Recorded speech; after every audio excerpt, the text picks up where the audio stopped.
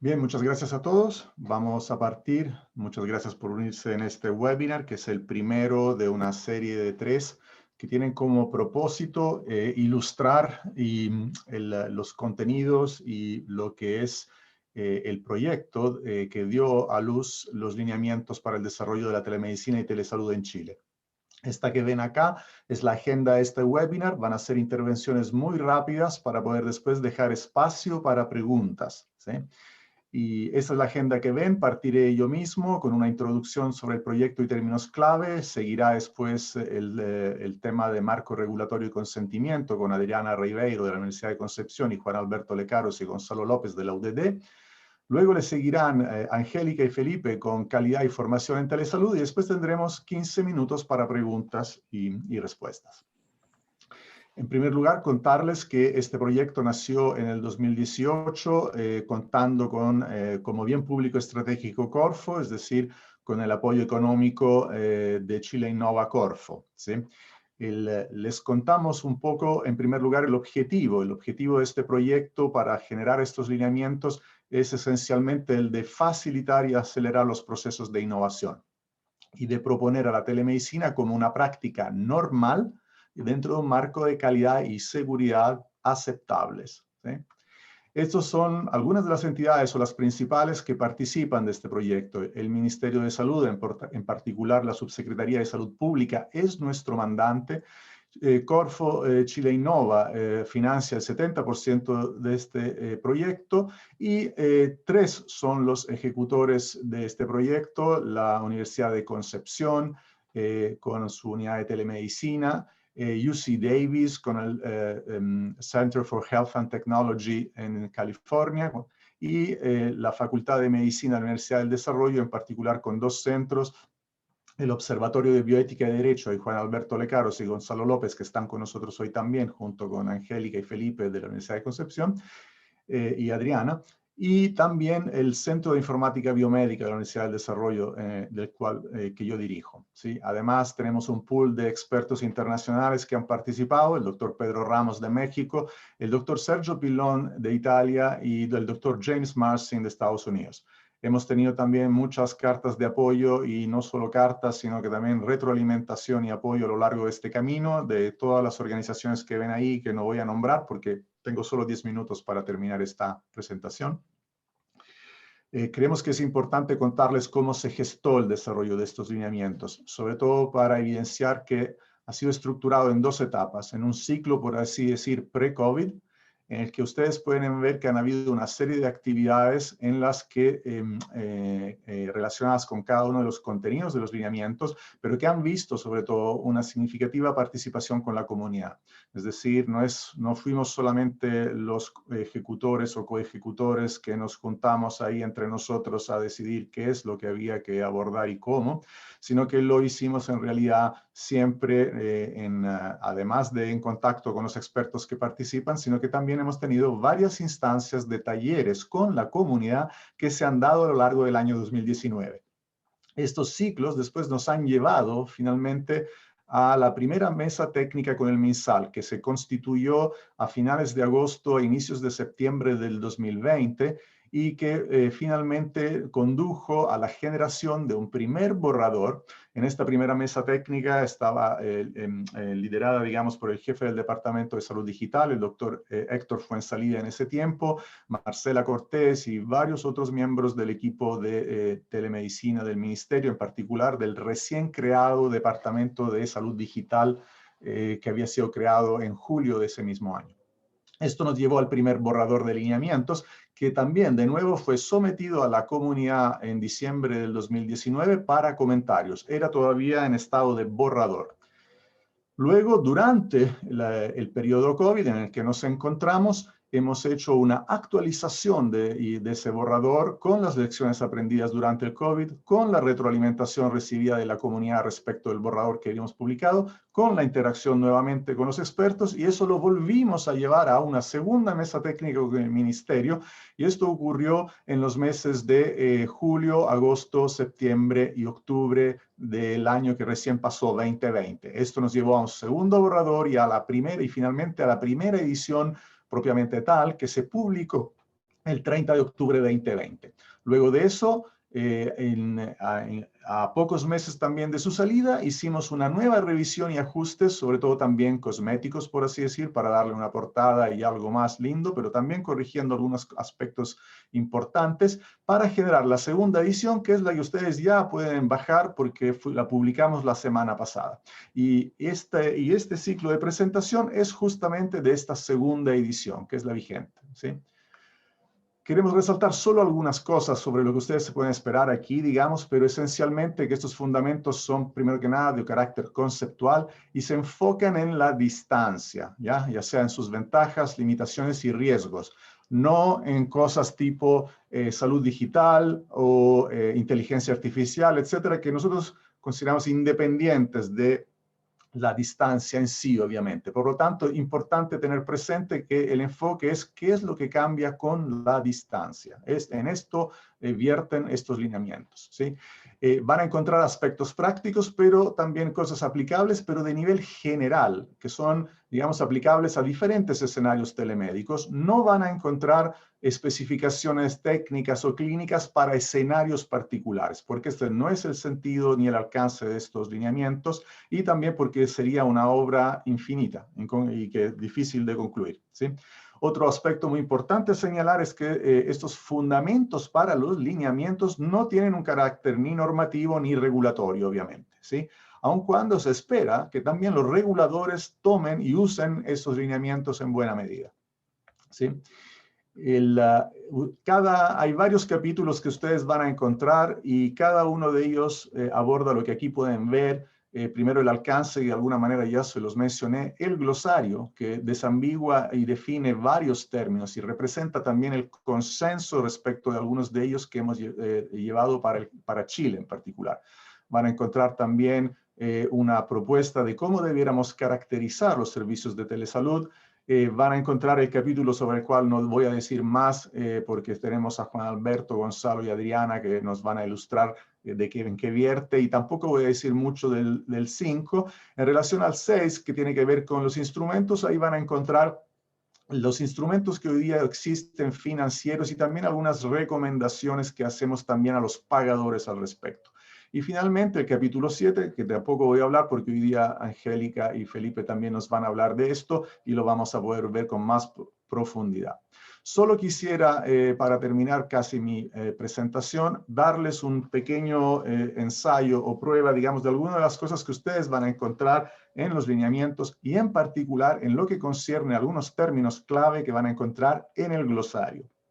Y esencialmente son estos 6 términos acá que los encuentran aquí caracterizados y discriminados respecto de 3 dimensiones esenciales que son las que para nosotros concurren a determinar cuál debiera ser el término ideal para definir ese escenario, para referirnos a ese escenario, ¿sí? Entonces, en primer lugar, ustedes pueden ver que una de las dimensiones es quiénes son los actores que participan acá.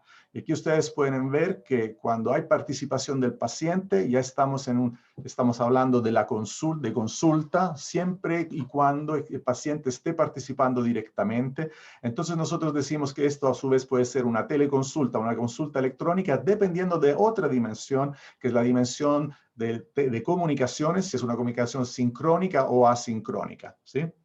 Pero hay una tercera dimensión también, que es aquella de dónde se toman las decisiones, ¿sí? Y esa es la que permite discriminar de otros escenarios, los otros 2 líneas que ven acá, la diferencia entre una interconsulta y una consultoría, que esencialmente, aquí ya estamos en el ámbito de interacciones y relaciones entre clínicos, que pueden ser sincrónicas o asincrónicas, pero finalmente el elemento discriminante es si acaso el interconsultado o consultado a la distancia es quien también puede tomar decisiones, en cuyo caso eso configura la diferencia entre que nos encontremos en una interconsulta o en una consultoría.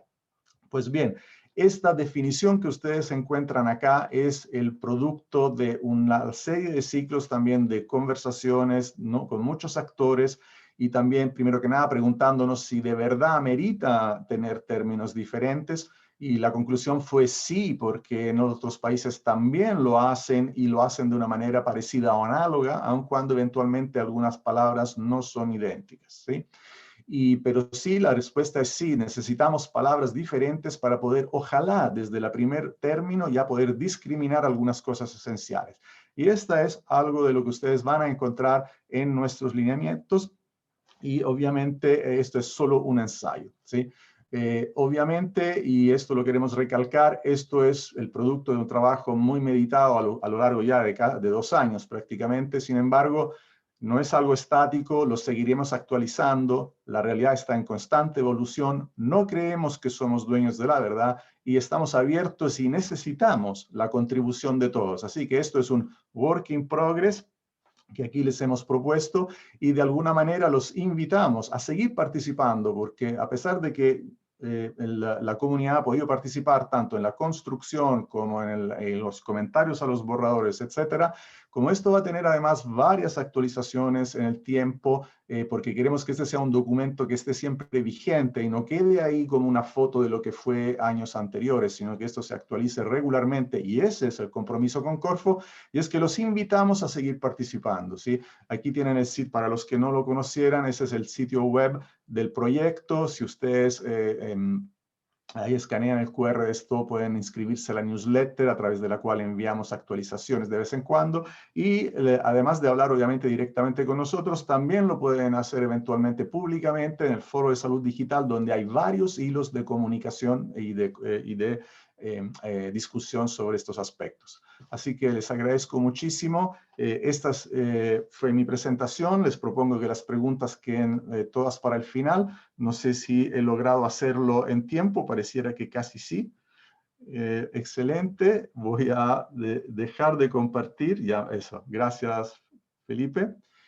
Y pasamos a la segunda presentación que tenemos hoy en agenda, que es Marco Regulatorio y Consentimiento Informado, donde se alternarán Juan Alberto Lecaros, me imagino, no sé si Gonzalo también, y Adriana, que les hablarán. Adelante. Bueno, muchas gracias, Mauricio. Bueno, bienvenido a todos. Un gusto estar en este acto de difusión de los lineamientos. Como planteó Mauricio, nosotros también en el aspecto del marco regulatorio de la telemedicina y la telesalud en Chile mantenemos este enfoque de ocuparnos precisamente qué es lo que cambia con la distancia desde el punto de vista jurídico, y por lo tanto nuestra ocupación no es esencialmente establecer o proponer propuestas de normas jurídicas, sino más bien establecer un marco de principios que permita configurar lo que nosotros denominamos una lex artis telemédica, que permita hacer interpretaciones de las normas actuales vigentes y de las normas futuras que siga dictando la autoridad sanitaria o el legislador. Ese es el enfoque principal que tenemos nosotros. Por lo tanto, lo primero que hicimos fue levantar información respecto de cuál podría ser el marco regulatorio aplicable a la telemedicina en Chile, y en ese sentido lo regulatorio lo entendemos en un sentido amplio, porque eso es lo que configura precisamente las buenas prácticas que podrían tener los médicos desde el punto de vista tanto ético como jurídico. Por lo tanto, hay que incluir en las buenas prácticas para una Lex Artis las recomendaciones nacionales e internacionales, y una de las recomendaciones nacionales precisamente son los lineamientos. Y del punto de vista de la ética clínica, un ejemplo, por ejemplo, sería la declaración de ética de telemedicina de la Asociación Médica Mundial. Y del punto de vista jurídico, y es lo que me voy a detener ahora, no solo tenemos que tener en cuenta la normativa nacional, sino también todas aquellas normativas internacionales que ha dictado la OMS, y nosotros como Estado chileno también tenemos que adherir a ella.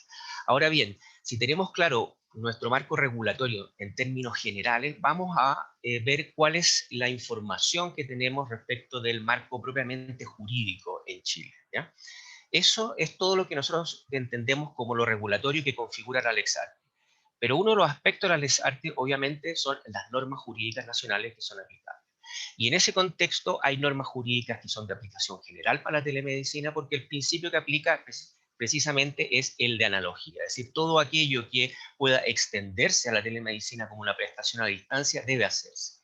Y en este sentido debemos considerar en primer lugar las normas constitucionales, y también las normativas relativas a la salud en Chile, el decreto FL número 1 del MinSal, las normas del Código Sanitario, y esencialmente las siguientes normas, llamémoslo decir, legales sustantivas que van a ser aplicadas por extensión a la telemedicina en Chile, y ya lo están haciendo ciertos documentos que reconocen estas normas como normas esenciales, como la Ley de Derecho de los Pacientes, la Ley de Protección de Datos, la ley de firma electrónica, las normativas relativas a la venta electrónica de medicamentos, en fin, y una serie de otras normativas de aplicación general. Y durante el último tiempo, los últimos 2 años, el MinSal ha ido dictando normas jurídicas relativas a la telemedicina, especialmente a ella, reconociendo códigos de arancel FONASA y también ciertos reconocimientos en la ley GES de prestaciones a distancia. Y lo más esencial hoy en día es que el regulador se está desarrollando una normativa específica en esta materia y se ha en los últimos tiempos, una consulta pública se abrió respecto del borrador de reglamentos sobre acciones de salud realizadas a la distancia por la tecnología de la información y comunicación, y esperamos que este reglamento, digamos, con los insumos de la consulta, tenga pronta, digamos, dictación por parte del regulador. Pero además hay que señalar una serie de normas jurídicas administrativas que fueron dictadas especialmente durante el periodo COVID-19 de la pandemia, que sin duda generó una catalización importante de la telemedicina en Chile, y una norma que seguirá vigente es la que dictó la Superintendencia de Salud, la Intendencia de Prestadores, respecto de cómo fiscalizaría a los prestadores, ya sea públicos como privados, respecto de las prestaciones a distancia. Y aquí precisamente vuelve a reiterar un principio básico que es que rige las normas de los derechos y deberes de los pacientes, la ley 20.584, y establece una serie de normativas específicas como son agendamiento, información financiera, espacio físico de la prestación, cómo se desarrolla la prestación, la constancia en ficha clínica de la prestación, en fin. Y el ordinario que dictó para los prestadores públicos, el MinSal, el 2448, que también contempla algunos aspectos similares. Sin duda, estas dos normativas esperamos que el reglamento consolide las normas precisas para poder desarrollar con seguridad jurídica las prestaciones a distancia en nuestro país. Dejo a continuación a Adriana y posteriormente a Gonzalo López. Adriana, adelante. Muchas gracias. Aqui vamos tratar do consentimento informado, em que pese vários aspectos, não? De uma maneira prática, quero proponer a vocês de que hemos aí identificado, e não é de nada novedoso, não? De que é um requisito legal e um imperativo ético. Não? ¿Por quê? Porque seguimos por um princípio de analogia, como vocês poderão ver no livro, ¿no? De que seguimos ahí las instrucciones de la ley 20.584 con relación a sus artículos 10 y 15 y las excepciones, ¿verdad? Con relación a la aplicación de este consentimiento informado, que es un proceso. Y aquí, desde luego, quiero mencionarles que es un proceso que puede tomar desde un aspecto verbal como por escrito, pero es taxativo el decreto número 31 de 2012 del Ministerio de Salud, que debe constar como registro en ficha clínica. ¿Se puede seguir, por favor? Entonces, estos aspectos de qué va a constar y dejar el registro en ficha clínica, como digo e insisto, siempre observando la 20.584 con relación al consentimiento informado. Es importante mencionar cuáles son los servicios que va a ofrecer el prestador. Esa es la característica que debe constar en el documento y en ese registro de consentimiento informado, ¿no? Además, indicar que esta modalidad entrega aspectos que son característicos y únicos de la modalidad de distancia, que es el alcance de la prestación de esta modalidad, en esta modalidad, los límites y riesgos inherentes al aspecto de la interoperatividad y los beneficios asociados en el caso del empleo de esta modalidad. Sin embargo, también indicar claramente que no de todo se podrá solucionar a través de esta prestación de modalidad a distancia. Son aspectos que consideramos ahí, como hemos mencionado en un primer momento, necesarios. Sin embargo, no podemos decir que estamos sin nada. Recomiendo que ustedes tomen ahí, sin reconocer, ¿no? Y conversar ahí en un futuro acerca del ordinario, último instrumento mencionado por el doctor Lecaros, el ordinario A15 2448, ¿no? De la Subsecretaría de Redes Asistenciales, en que indica en su título 4, ¿no? En el ítem I, algunos aspectos del consentimiento que podría sí comenzar a decir, mira, estamos caminando y en ese sentido la tendencia podría ser estandarizar algunos requisitos necesarios. Sin embargo, lo que advierto, la dificultad de un modelo único, ¿no? También advierto que el uso de modelos podría generar responsabilidades inherentes a la práctica misma, ¿no? del servicio, y un aspecto que não podemos confundir que nesse processo não estamos funcionando aí em termos administrativos, e sim da própria prestação. ¿En qué sentido? ¿No? Por ejemplo, de cuando se realiza el contacto, un primer contacto con secretaria, secretario, ¿no? Esto es un acto administrativo, no es el propio proceso de la modalidad de atención de salud a distancia. Y quiero advertir porque nosotros registramos ahí algunas prácticas que ya se entiende como dentro del proceso. Y no es así. Entonces tenemos que considerar ahí el consentimiento informado como un acto en la entrega de la prestación misma, no en previa prestación en el sentido administrativo del caso. Y aquí dejo la palabra con el doctor Lopes, Gonzalo Lopes. Muchas gracias. Gracias, Adriana. A usted. Gracias, Adriana y Mauricio. En estos minutos quería exponer 3 ideas breves relativo a un tópico bastante relevante, que es la responsabilidad jurídica y cómo esta se abordó en los lineamientos. Primero, en relación con la responsabilidad en telemedicina y telesalud, nuestro punto de partida comúnmente aceptado fue el principio de analogía. Esto es la necesidad de aplicar las mismas reglas y consideraciones tanto para la atención presencial como para la atención remota, salvo de que existan razones que justifiquen un tratamiento especial. Donde exista una misma razón debe haber una misma disposición, es lo que suele afirmarse en derecho. Y en el examen de dichas razones aparece lo que en el informe se denomina impacto de primer y de segundo orden, o dicho de otra manera, el impacto causado por la distancia física y la distancia organizacional. Estos impactos operan como límite para aplicar el régimen de la atención presencial, o dicho de otras maneras, o son el límite de la aplicación del principio de analogía.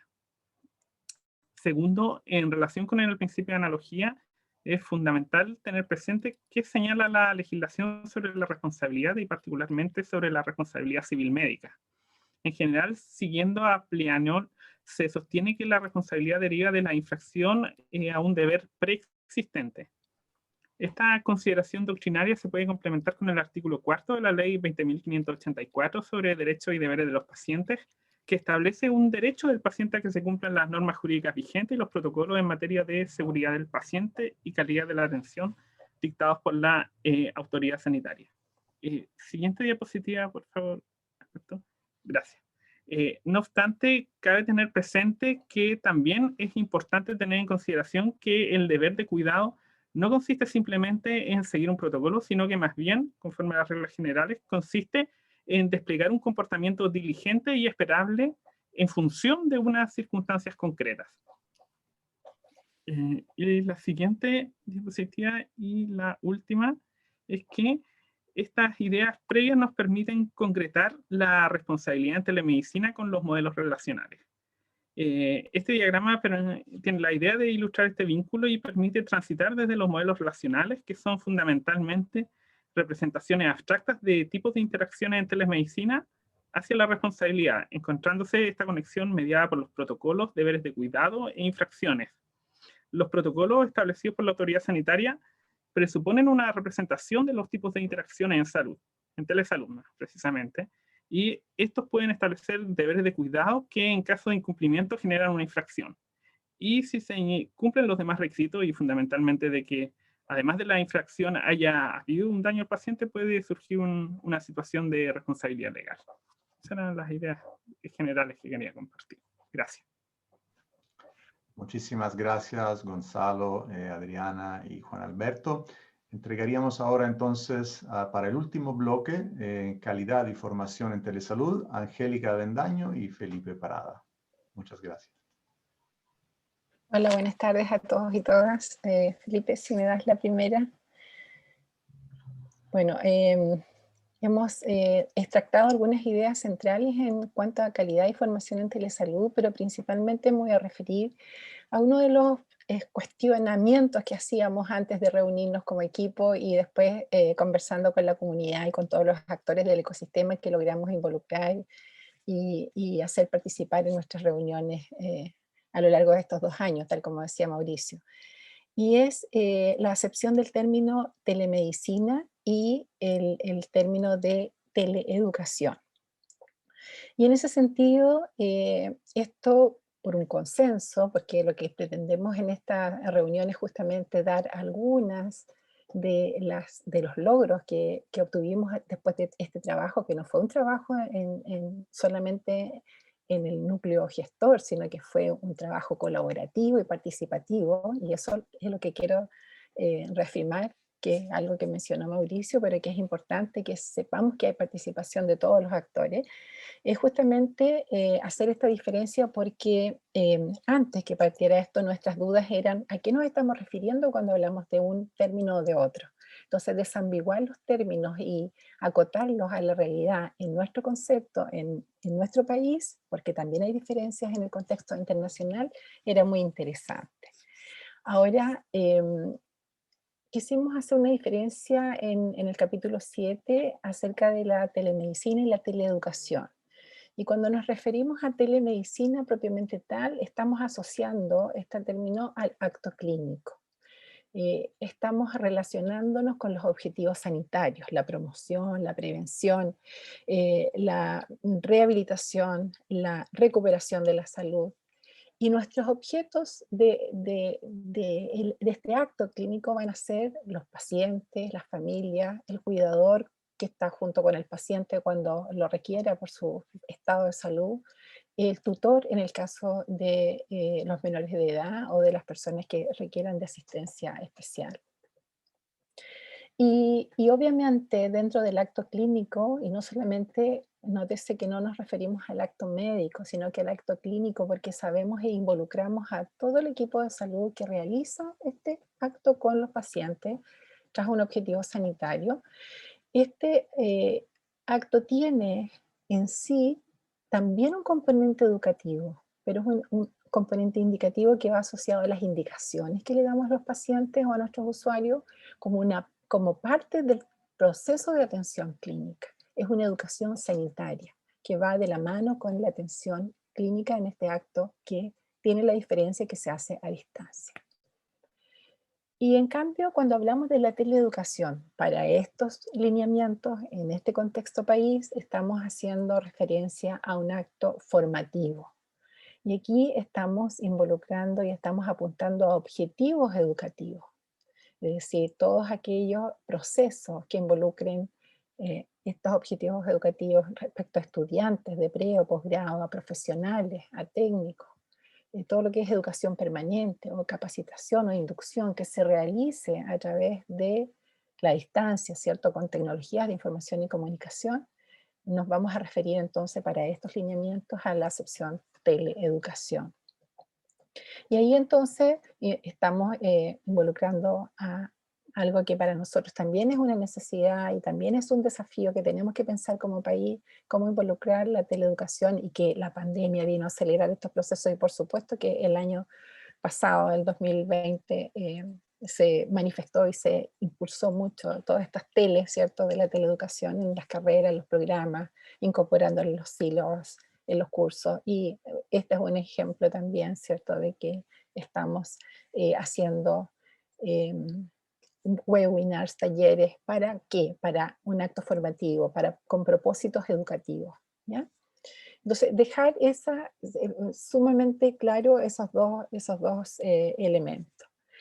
En el mundo, nosotros encontramos en la literatura y la evidencia muestra que en otros países, por ejemplo en el Asia, hay ejemplos de acciones que pudieran ser llamados también telemedicina, pero que involucran actos formativos. Tenemos, por ejemplo, en el Asia, el proyecto TEMDEC, que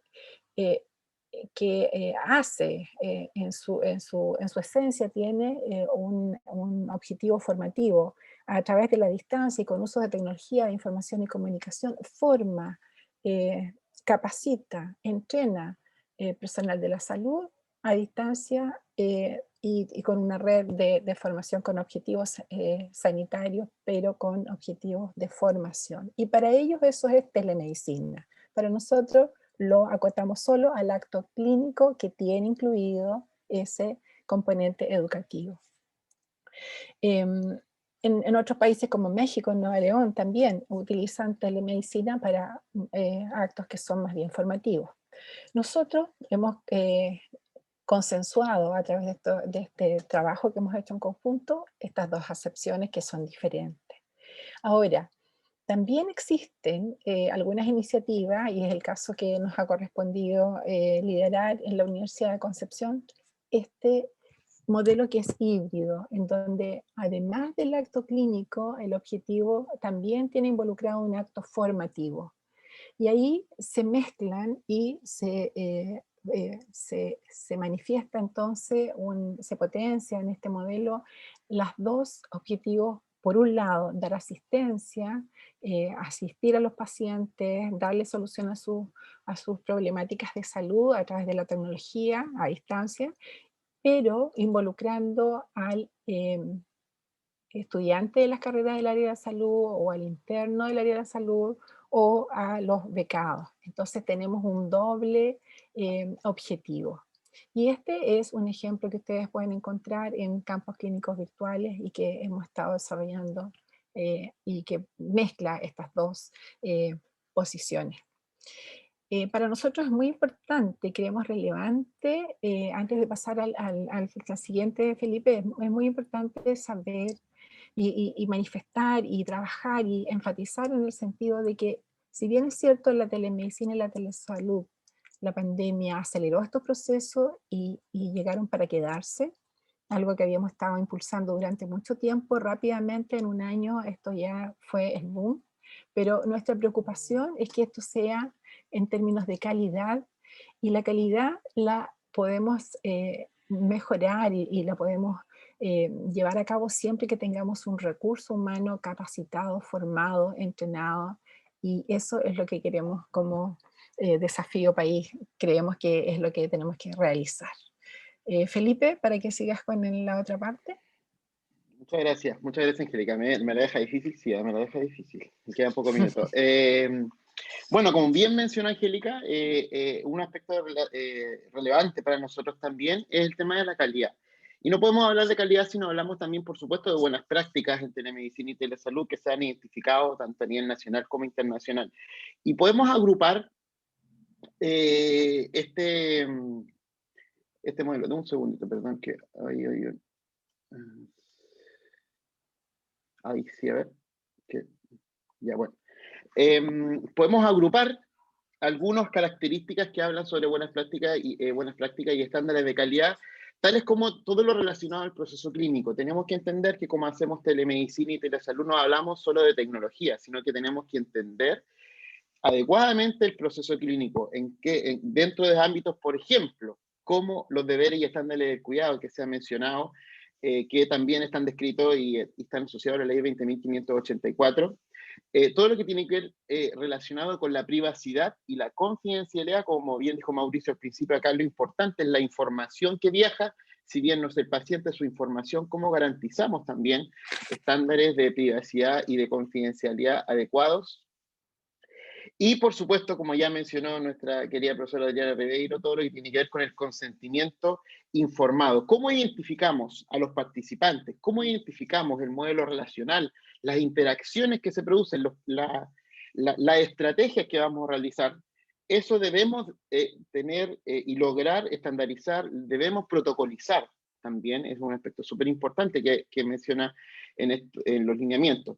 Sin duda también otro aspecto relevante y que nosotros hemos considerado también sumamente importante, dado que puede ser la gran pendiente, el gran tema pendiente de la telemedicina y la telesalud es la evaluación de los resultados. O sea, debemos nosotros, cada vez que implementamos estrategias de telemedicina y telesalud, debemos generar evaluación de resultados en base a la calidad tanto de los procesos asociados a la integración, cómo integramos los procesos telemédicos a los procesos clínicos, cómo gestionamos los riesgos asociados a esta prestación, cómo también gestionamos y vemos los resultados clínicos. ¿Ya? Un tema no menor y muy relevante y obviamente importante también para los prestadores, para los servicios de salud, para los prestadores tanto públicos como privados, y no menor, un aspecto no menor, particularmente en este tipo de interacciones, la satisfacción usuaria. ¿Qué opinan los pacientes de este servicio? ¿Ya? Bien, como muy bien mencionó Angélica, el recurso humano, ¿cómo garantizamos el recurso humano idóneo? ¿Cómo consideramos, como bien mencionó nuestro equipo de abogados, el tema tanto de la habilitación, pero cómo validamos las competencias de nuestro recurso humano, las capacitaciones como organización? ¿Tengo un plan de capacitación si estoy migrando hacia procesos telemédicos? ¿Cómo lo están estableciendo? Eso también es muy relevante. Sí, probablemente tengamos que crear roles y cargos en hospitales públicos, en servicios de salud, en hospitales privados, en CESFAM, etcétera, etcétera, en cualquier establecimiento o cualquier empresa u organización que preste servicios telemédicos. ¿Cómo creamos nuevas competencias? Ahí el CENS también está trabajando mucho en esta área también. Y por supuesto las evaluaciones de desempeño. No es menor. ¿Cómo generamos que la telemedicina también sea productividad para los profesionales que están involucrados?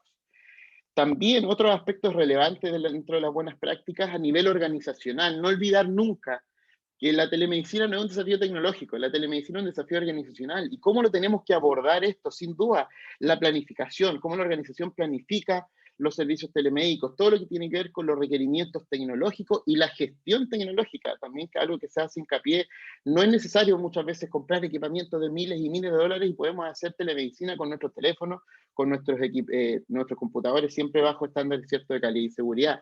La infraestructura que tiene que modificarse en el centro de salud, los protocolos asociados, las políticas, el registro, un tema que tocó la profesora Adriana, importantísimo llevar el registro de todos los procesos.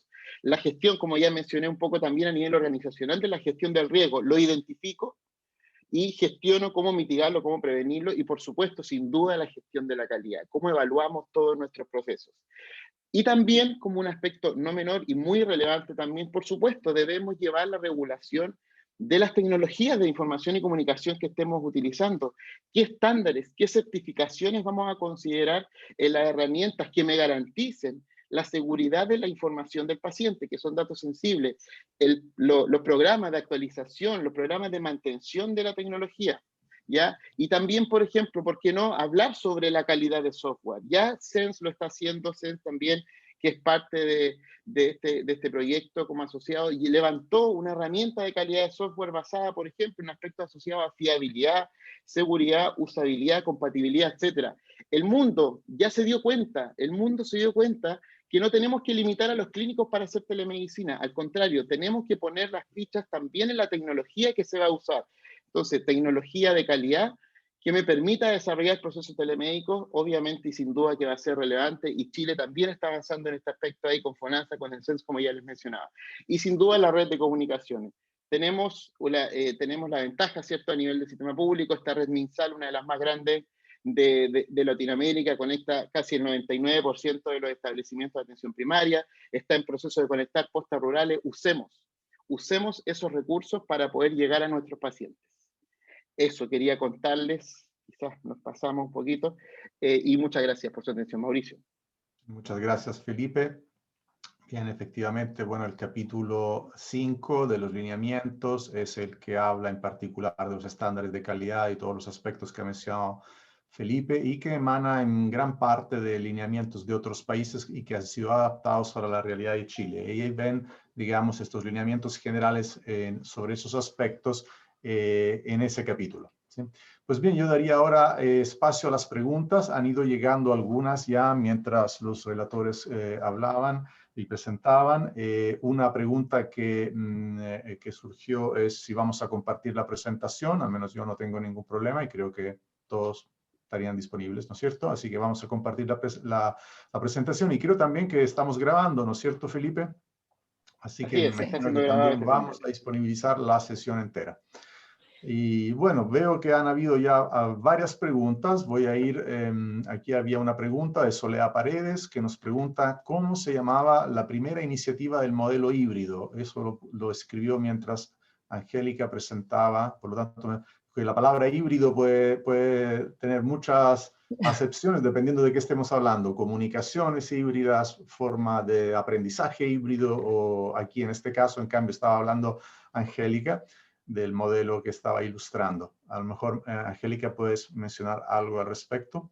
Sí, justamente, cuando hablamos de híbrido es que existen y se compenetran estos dos factores, tanto el clínico que hablábamos y basados en esta, en esta relación médico o profesional-paciente a través de la tecnología para atender un problema de salud o con un objetivo sanitario, pero también haciendo participar a los estudiantes o a los recursos humanos en formación en esta atención, de manera que, por un lado, se satisfacen las necesidades clínicas con esta atención, pero por otro lado también las formativas, y no las formativas solamente en el área disciplinar en que se esté atendiendo. Si es un alumno de enfermería, por ejemplo, está con una enfermera que es el profesional de salud, está en compañía con su enfermera y está atendiendo un paciente a la distancia. Entonces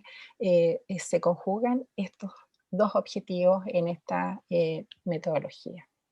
Y esta es una experiencia que estamos llevando a cabo ya en la Universidad de Concepción hace bastante tiempo, y la hemos sistematizado ahora en un proyecto institucional que es Campos Clínicos Virtuales de la Universidad de Concepción. Entonces veo que hay Consuelo Navarro escribió algo, pero no me parece que haya una pregunta, me parece que era más bien una afirmación. Cristian Cortés pregunta si se consideraría telemedicina o telerehabilitación una plataforma o interfaz que use un doctor o un terapista físico virtual basado en Machine Learning. ¿Cuáles serían los desafíos? Sospecharía que si no hay distancia no es telemedicina, ¿sí? Y el Machine Learning lo puedes aplicar en cualquier contexto, presencial o a distancia, es una variable independiente de la distancia para nosotros, así que ahí no me atrevería. Sobre el tema específico de cuáles serían los desafíos, bueno, no sé si es un poco off topic, pero eso creo que lo podemos dejar para una conversa más profunda porque hay más preguntas. Después siempre Cristian pregunta si creen que se puede interoperar entre sistemas de información entre países, ¿sí? ¿Cuánto falta para que eso sea una realidad? Bueno, sin duda en la telemedicina es muy importante, ¿no?, lograr también la interoperabilidad, entendida como la capacidad que tienen los sistemas de intercambiar información preservando su significado y para que pueda ser usada. Sí, esto ya es un desafío dentro de los propios mismos países. Muy pocos países pueden sostener que han resuelto este problema. No sé si hay alguno que de verdad pueda decir eso. En Europa hay esfuerzos para poder lograr que al menos han habido varias iniciativas en el tiempo, en el pasado también, de intentar una especie de resumen de tu ficha que pueda viajar contigo incluso cuando te desplazas. Han habido varias iniciativas, pero eso tiene que ver más con la información, yo creo, también un poco fuera.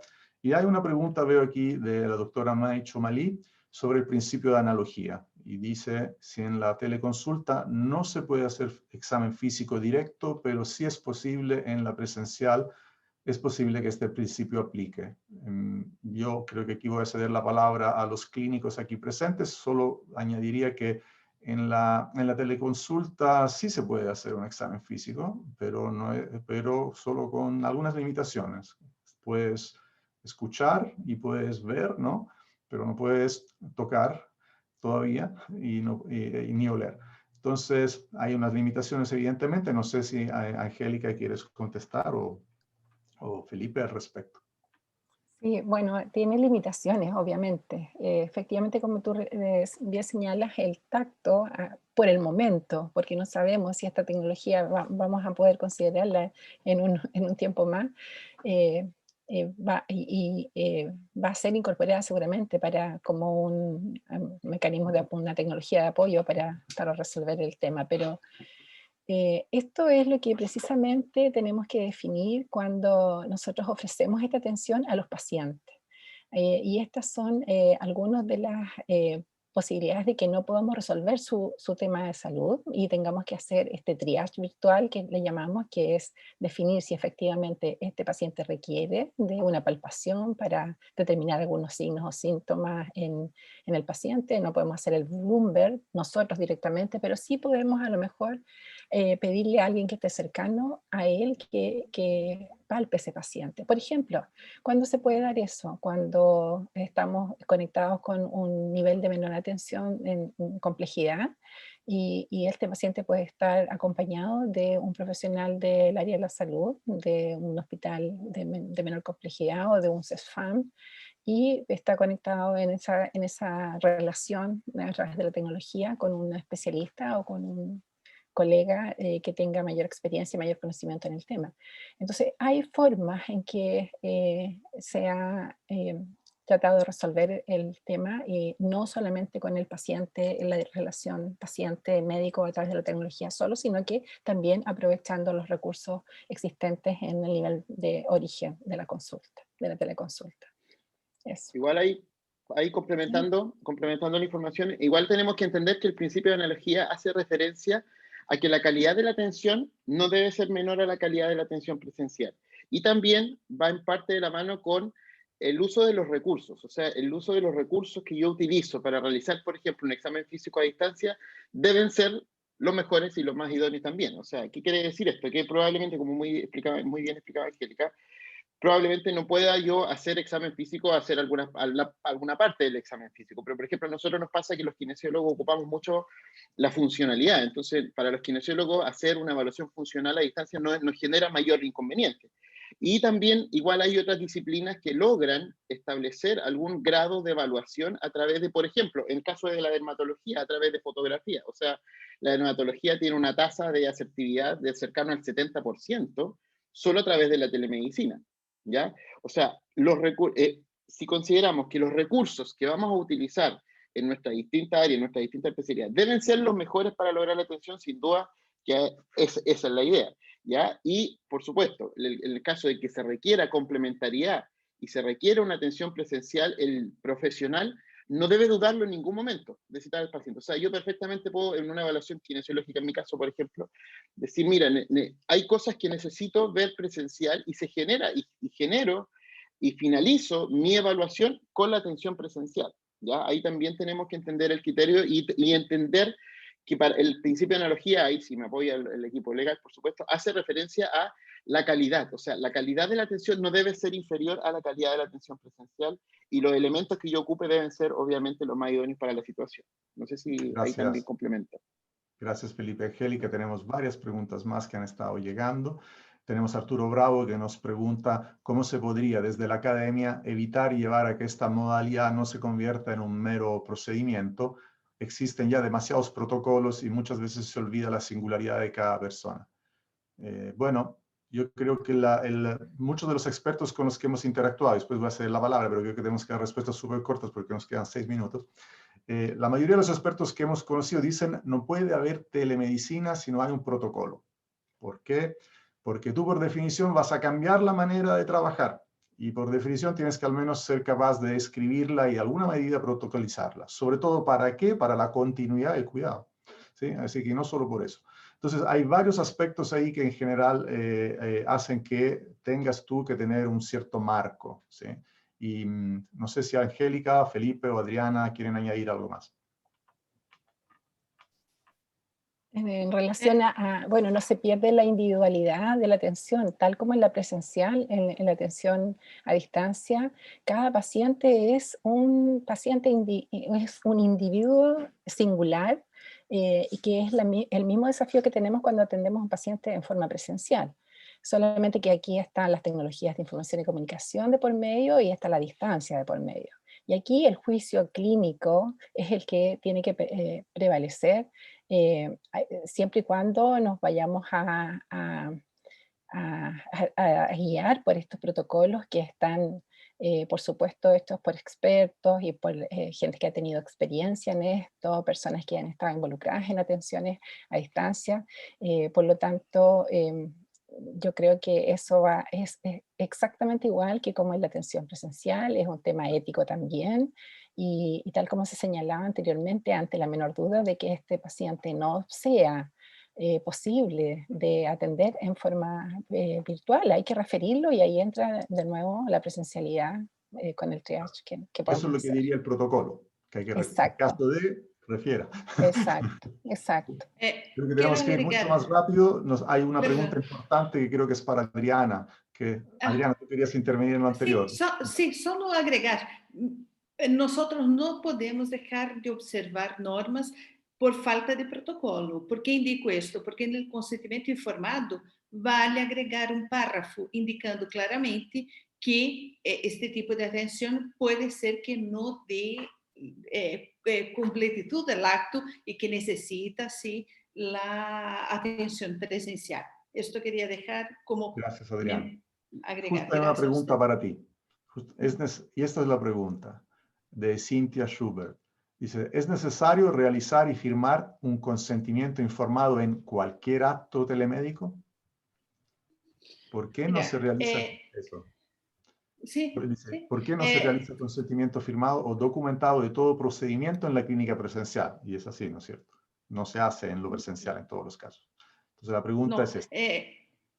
ya. Muchas gracias, gracias, Integración Mauricio. Una vez más, principio de analogía, ¿no? Y aquí, ¿qué es importante, ¿no? Dejar ahí, porque el papel, ¿cómo uno va a pensar en tramitar si la relación que existe es a través de un sistema que no siempre estamos cerca de una impresora o quizás, ¿no? de una forma digitalizada de firma o electrónica, ¿no? Entonces, ¿qué es interesante? Que conste el registro. Esto es importante. He mencionado, si ustedes van a ir a la continuación de la presentación, es una forma verbal o escrita. En casos escritos, la ley es taxativa cuando debe ocurrir, ¿no? Cuando la ley 20.584. El verbal, el registro con la grabación es ideal. Por supuesto que si se puede transformar en papel, ¿no? Es mucho más, a nosotros tiene otro valor en sentido de nuestra visión de mundo, porque estamos pasando por un proceso de transformación. Sin embargo, hay validez. Ahora bien, insisto, está en el decreto número 31, en el artículo segundo, decreto mensal, de que este registro debe constar en la ficha clínica. En la ficha clínica, en su modalidad de acceso al profesional de salud. No sé si he contestado. Muchas gracias. Okay. Gracias, Adriana. No sé, Juan Alberto, ¿quieres? Mauricio, sí, me gustaría simplemente hacer una aclaración de no solo decir lo que señala Adriana, que el principio general en telemedicina se mantiene igual que en presencial, que es la verbalidad, salvo cuando expresamente se requiere un proceso de consentimiento informado documentado, tal como lo señala la ley. Pero es importante señalar respecto de telemedicina que el simple aceptación de los términos y condiciones de la atención no equivalen a un proceso de consentimiento informado verbal. Por lo tanto, es muy importante no confundir una cosa con otra. Muchas gracias. Gracias, Juan Alberto. Bien. Entiendo que hay preguntas también en el chat, pero voy a cerrar primero todas las que están en el pregunta y respuesta.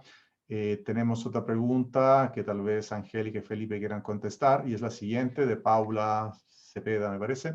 ¿Se podría extender inducciones o capacitaciones a las demás universidades de Chile para profesionales de la salud e incluso estudiantes de pregrado del área de rehabilitación, principalmente como son fonoaudiología, terapia ocupacional, kinesiología, entre otros, para capacitar recursos humanos a nivel país? Gracias.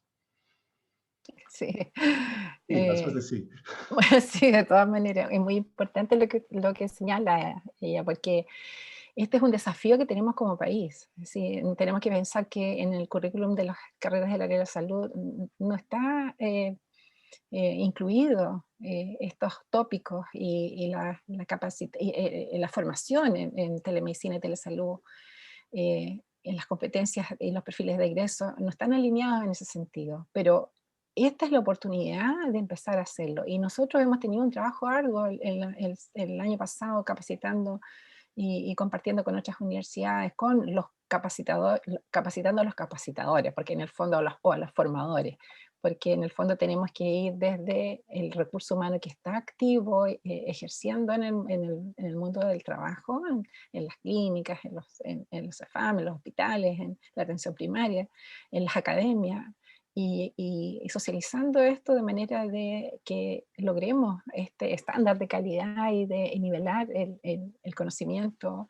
y las buenas prácticas en todo el país. Así que sí, por supuesto, están todos invitados.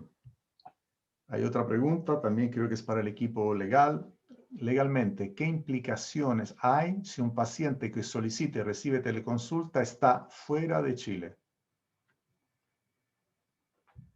¿Quién quiere tomarlo?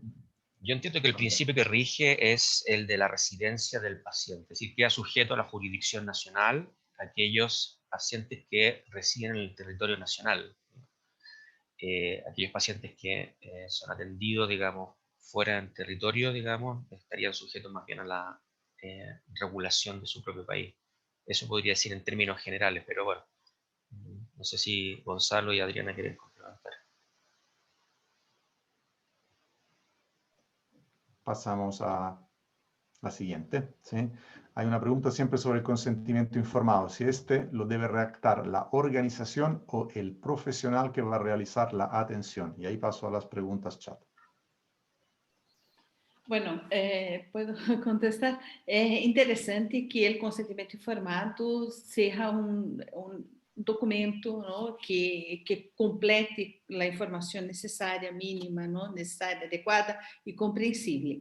É possível que a administração lo haga, não, escriba. Sin embargo, recomendo desde luego de que puedan revisar la dificultad del nivel de escritura de los documentos de consentimiento informado, cuando el consentimiento informado debería ser comprensible, legible, y de esta forma respeta, ¿no?, por supuesto, los derechos de los pacientes, porque son 3 características necesarias, ¿no?, de la información, tienen un grado de dificultad elevado. Desde luego hay estudios a nivel nacional e internacional nesse sentido.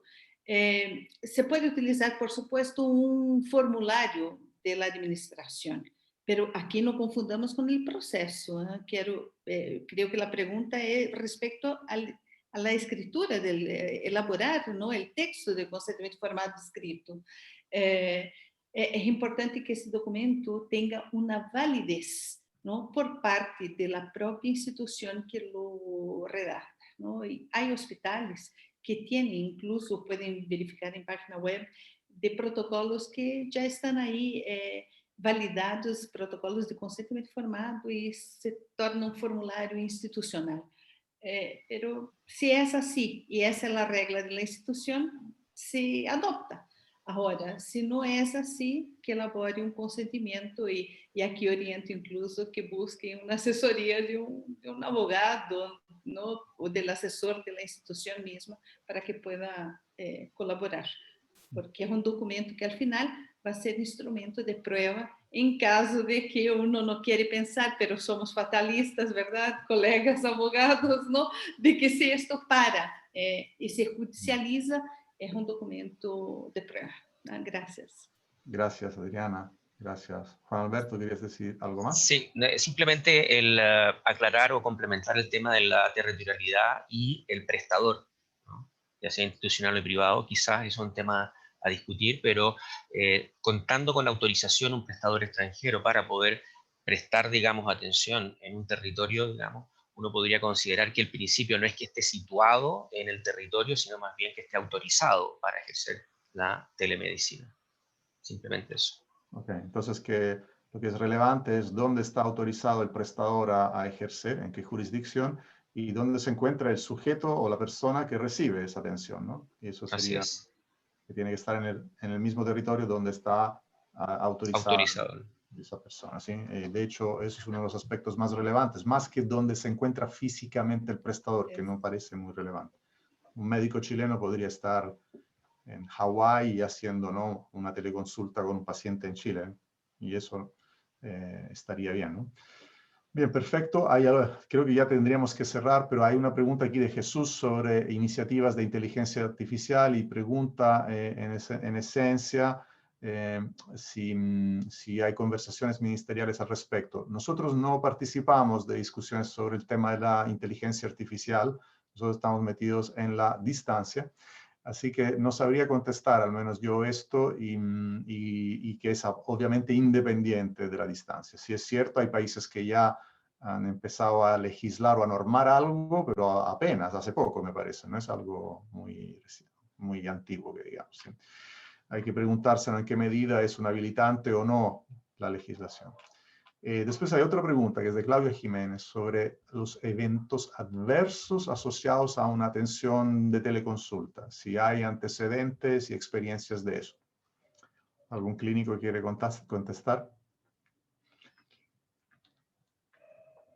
Bueno, nosotros hemos tenido al menos la suerte de, llevamos más de 80.000 pacientes atendidos y no hemos tenido eventos adversos asociados. Así que por nuestra parte no hay, no sabría cómo responder, pero no tengo antecedentes afortunadamente. Ojalá que todos podamos decir lo mismo en algún momento y limitarlo, porque aquí la clave, como mencioné un poco, es la gestión del riesgo. O sea, cuando llevamos una adecuada gestión del riesgo a nivel incluso organizacional, sin duda que se pueden minimizar los eventos adversos en atención telemédica. Esa es la clave, la gestión. Sí, al final es siempre, ¿no?, dependiendo de cuál es la calidad de la información que uno tiene y la completitud, ¿no?, me imagino. Y después hay que determinar también en qué medida eso depende de la distancia o no de otras cosas. Pero lo que nos reprochan en Chile, por ejemplo, los de afuera, ¿no?, es que nosotros evaluamos poco, hacemos poca evaluación de nuestros servicios telemédicos, ¿sí? Entonces no hay mucha, al menos de Chile, no hay muchísimo. Hay obviamente aquí varios exponentes que sí han publicado, ¿sí? ¿No es cierto? Pero seguramente es una intervención y hay que siempre medir las intervenciones, ¿sí? Es una intervención en salud. Entonces, eso vale siempre. Veamos, creo que ya tenemos que cerrar. Sobre Hospital Digital no nos vamos a pronunciar, a pesar de que hemos estado interactuando con algunos de ellos, pero no sabemos en este momento qué es lo que, porque a pesar de que los hemos invitado, pero no han podido participar representantes del ministerio. Están invitados a todos los webinars. Esperemos que en alguno de la serie puedan venir y ellos puedan contar más de algunas cosas que aquí se están preguntando. Yo diría que cerraría acá, me parece, porque hemos pasado ya la hora, hemos contestado por lo menos todas las preguntas hasta ahora. Pueden seguir preguntando, obviamente, a través de todos los canales que han visto, a través del Foro de Salud Digital, a través de nuestros mails, a través del sitio web del proyecto también. Así que los canales están abiertos. Este webinar se va a repetir en este mismo formato. Puede que obviamente las preguntas sean distintas, pero después tendremos también otra serie que va a abordar sobre todo, no tanto los lineamientos que han salido, sino que los problemas que nosotros hemos detectado junto con otros expertos también, que no están resueltos todavía, ¿sí? Y que requieren que pensemos. ¿Sí? Y eso va a ser otra serie, otro ciclo que también les vamos a comunicar y van a estar ahí los aspectos temáticos que se abordarán, van a ser anunciados por si les interesara participar también de esas que van a ser ya más conversaciones, más que presentaciones. Eso. Gracias a ustedes. Gracias, María Elisa, de Uruguay también, están con nosotros. Muchas gracias por estar acá.